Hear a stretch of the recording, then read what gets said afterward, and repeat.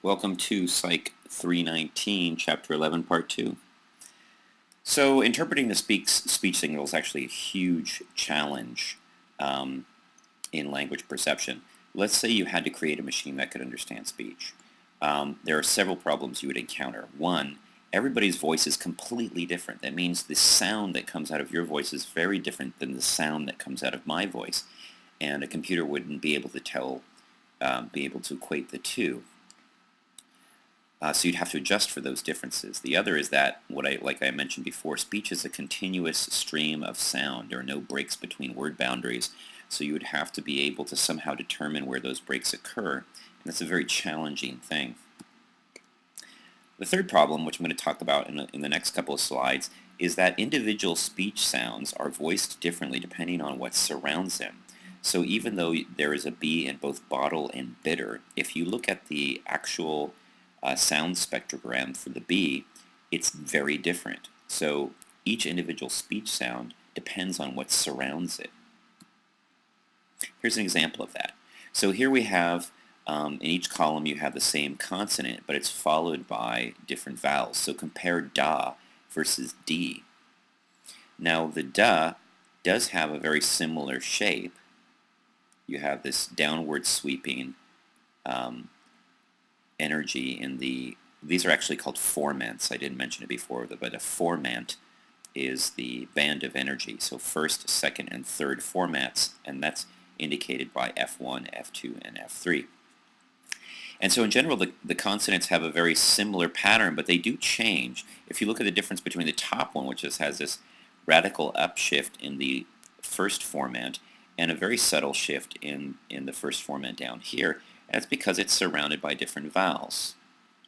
Now you can tell right away that the relative height of these three bands of energy is very different for each of these vowels, and so that's obvious. Here you have two lower bands of energy and two higher bands down here at the bottom. So we know that formants vary very differently for vowels, but it's also the same for consonants as well. So context is important. So what's key in speech, humans, is the change in sound. Like I've mentioned before in other processes, particularly perception, humans are very sensitive to change. And so we don't look at the absolute pure sound or pure speech signal when we're trying to understand speech, but we're looking for changes in that signal. And we sort of subtract the average pitch. So if you have a high voice and I have a low voice, the brain will subtract the average pitch out and then look for the changes in pitch or the changes in energy in the formats over time and make sense out of those. So how do computers achieve this task? Well, they tend to do it by constraining the problem using a few solutions. Like when you're navigating through a phone list on the telephone, when you're talking to a computer on the phone, they usually give you a number of shorter options, and that it's easier to distinguish speech patterns when you only have a couple of options, like New York versus Arizona, or first class versus coach. Those things sound very different, and a computer can figure that out a lot easier. The other option is to record a sample, like if you consider voice software that's used for maybe the blind so that they can input text on a computer keyboard. They can record samples of that particular person's speech and use it as a template. And that's one way of narrowing down the problem so they can understand that particular person's speech, but maybe not another's. So I mentioned that language is discrete, meaning it can be broken into parts. The structure of language is very interesting and tells us a lot about how we process language. Grammar is a system of rules that make up the discrete parts that are linked together. You think of grammar probably like I do when we talk about correct spelling and so on and so forth, and they're very related. But grammar in psychology is a little deeper than that. It speaks to the fundamental way we think about language and process words. Syntax is more close to the grammar that you think of when you're going to elementary school. Syntax is the structure of the sentences, the way things are put together.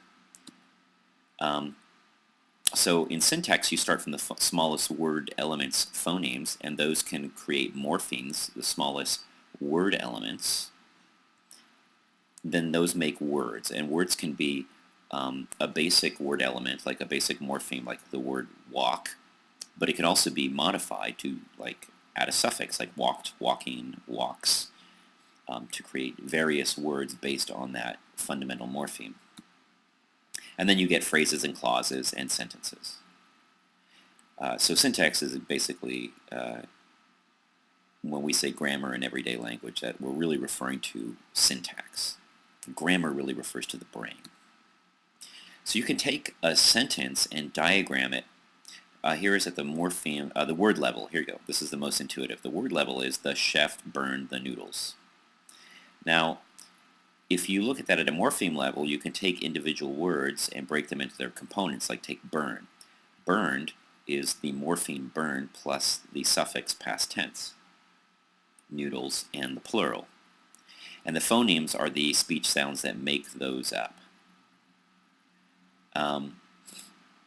Now these combined to form phrases, and those phrases combine to form the sentence. So you can communicate that idea. The idea is in the grammar, but you execute that idea in the syntax. So each one of those various word levels that I show you is a study into itself. So phonetics is the study of speech sounds. Phonology is how sounds are grouped into phonemes. Morphology is the study of how phonemes are grouped into morphemes. Semantics is the study of how morphemes acquire meaning. And that's a very interesting one. It's very similar to the study of concepts. How does a child develop concepts and categories? It's very similar to semantics. How do they develop meanings for words? Pragmatics is interesting. It's the social rules of language. Pragmatics means how do you know when to use language? For example, when you and I are speaking, we take turns. How do I know that rule? How do I know the idea that I'm supposed to stop speaking when I'm listening to you? And there's other examples of that, but that's the general fields. And I'm going to mention a couple things from each of these fields. So in phonology, babies are born with the ability to distinguish all phonemes. So when a baby is born, they can distinguish all the subtleties in Chinese language, in Romany, in English, Spanish, French, and so on. But as we grow up, we start to lose that ability. So for example, certain combinations are found in some languages, like English doesn't have any words that begin with SV, but Croatian does. And Spanish doesn't have very many words that begin with TH like the. At least Spanish that you would find in Mexico and Latin American doesn't. So as a result, it might be hard for an English speaker to say something like Zvemir in Croatian, and it might be hard for a Mexican to say something like through. They might have to focus on it, because if you're a Spanish speaker, you might have a hard time thinking of a single word in Spanish that starts with TH, like the, unless you're from Spain. So with experience, they lose this ability. And this explains why people have accents. You initially learn a particular language, and then you lose the ability to hear the subtleties in other people's language. So basically, you're born with the potential to learn any language. That's what we mean when we say that kids have a grammar, an innate grammar. They can acquire language automatically. And when they're exposed to one particular language, the brain starts to wire for that language, and it starts to lose the sensitivity for other phonemes that are not found in that language. And if you go through 30 years of speaking English, it's going to be really hard to hear the subtleties in Japanese. So if you have a child that's exposed to multiple languages, like you might find in Europe, they might be more able to learn multiple languages as adults, because they might have been exposed to German, French, Spanish, and English, and so on and so forth. English has about 40 phonemes, which are made by combining the air movement in the lungs, the voice, and the larynx, making those consonants, and so on and so forth. We've covered this, so I'm not going to labor over it.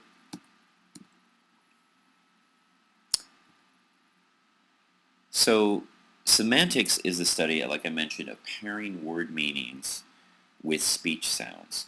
So think about how a child does this. When a child sees a ball for the first time, it hears the sound ball, and then it sees this bouncing red thing in its path.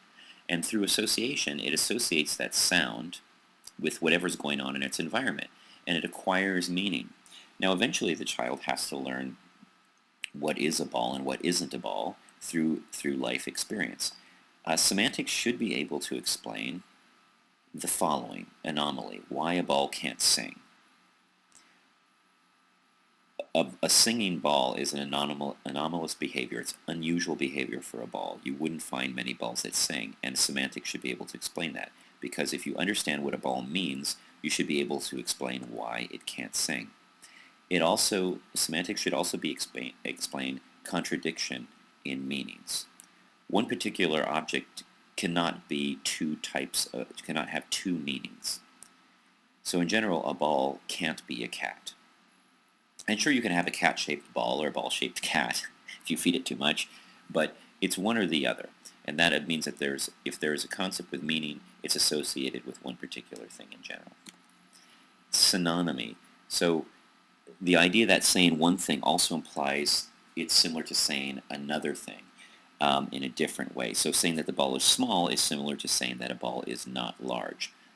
That implies that you understand the true meaning of ball.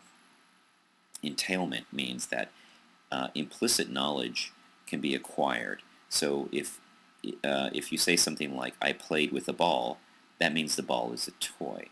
The structure of the sentence and the activity surrounding the concept ball implies what it is. It should also be able to explain a deep structure versus surface structure, and this is important. So there are many ways to say the same thing. The true meaning of what you want to say is called the deep structure. And the surface structure can vary. I can say, there are many ways to say things like, let me get to my example here. Tom got in a fight with Bill. I could say Tom got in a fight with Bill, and it means the same thing as it was Tom and Bill that fought. They have very different surface structures. The words and the way they're arranged are different. The meaning that's conveyed is the same. So the deep structure is the same, but the surface structure is different. Semantics also needs to be able to explain idiomatic phrases. So all of these things mean very different, they have very different meanings because they're idioms. So Tom plays ball. That doesn't mean that necessarily he plays sports. Maybe Tom is a guy who gets along with people. He's a guy who is willing to play ball. He's willing to agree with you. Or you could say something like, Tom had a ball. It doesn't mean he had a football for breakfast. It probably means that he had a good time, right? Semantics also needs to be able to explain illegal or illogical sentences, like a ball is a Tom. It's a grammatically correct sentence. Tom is a ball and ball is a Tom. If you just switch the nouns, it's grammatically correct, but it's semantically illogical if you truly understand the meaning of the words. So the main job of syntax is to explain legal versus illegal sentences by associating meanings with speech sounds. There are many sentences that can be combined.